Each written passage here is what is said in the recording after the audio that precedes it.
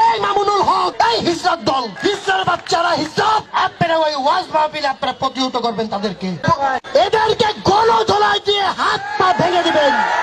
যে তোদের মতন কুলাঙ্গারদের এই বাংলাদেশে থাকার দরকার নাই। সামনে এসে কথা বল, আবারও বলছি সামনে এসে কথা বল। ফেসবুকে বসে কথা না বলে, ওই বিদেশের থেকে কথা না বলে সামনে আয়। আমি একা তোদের সামনে মোকাবিলা করবো, তোরা সামনে আয়। তোরা রাতের অন্ধকারে আসিস না রে ভাই, তোরা দিনের আলোতে আয়। তোদের মোকাবেলা করার জন্য ছাত্রলীগই যথেষ্ট। তোদেরকে প্রশাসনের কোন লোক কিছু বলবে না, আমরা মাঠে নামবো। তাই হিজরত দল, সামনে এসে কথা বল।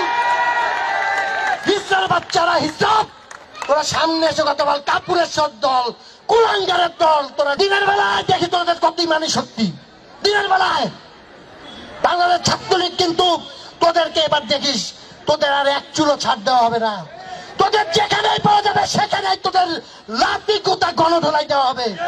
হলো ছাত্রলীগের প্রত্যেকটা নেতা কর্মীরা যেখানে ওয়াজ মাহফিল হবে, আপনারা খবর পেলে আগে থাকতেই ওই দিন ওই জায়গায় অবস্থান নেবেন।